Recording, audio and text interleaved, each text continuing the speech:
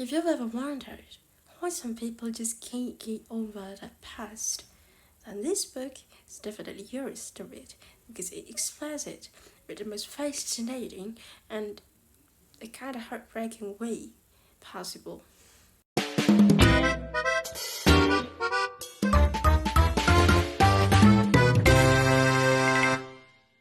Hello everyone, my name is Nindya Bintan Aulia and I am the proud student of English Department, University of Lampung, which ID numbers 2513042070 and 9. And today I am going to review a book that is contained a theme of psychological self-help, self-guide, and neuroscientist thing, which is called The Body Keeps the Score by a neurologist, a doctor, a therapist named Bessel van der Kolk, MD.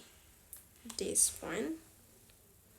I don't really have the hard copy with me right now, but I am going to attach the exact picture of the cover here.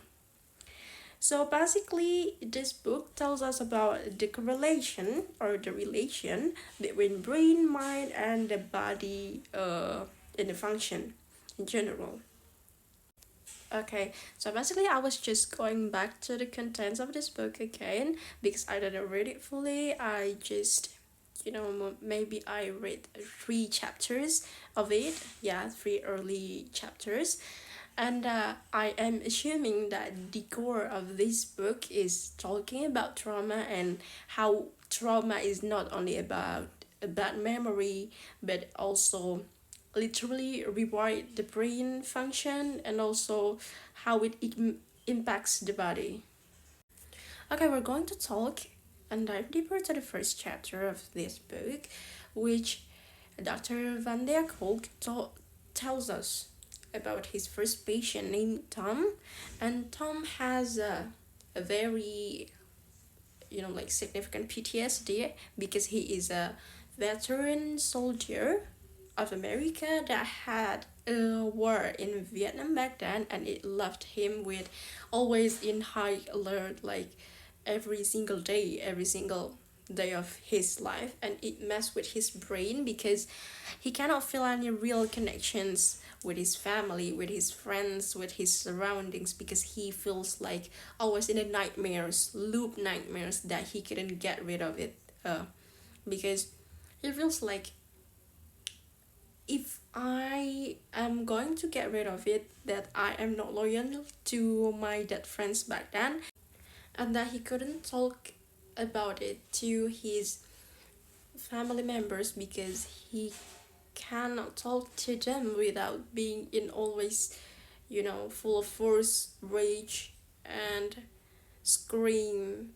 So he is struggling to keep up with himself, and that's the most interesting fact I have ever found in this book so far is that the science of being silent. It is a condition when trauma survivors are triggered. Scan shows the Broca's area, one part of the brain that is functioning as a speech center, if I am not mistaken, is literally shutting down. It is not that they couldn't talk, but it is because they physically cannot to put the experience into the words.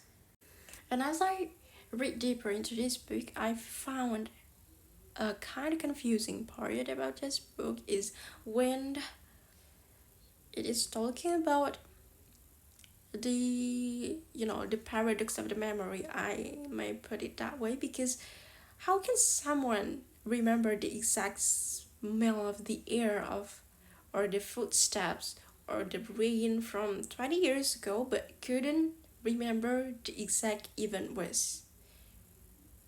Because I don't know, it just stated that in this book that some trauma fragments put some memory into a sensory thing but without an exact timeline. This book is not an easy book to read, but I am going to read it 7 out of 10 because it fits my liking, and I recommend this book to everyone who wants to keep up with your trauma. Thank you.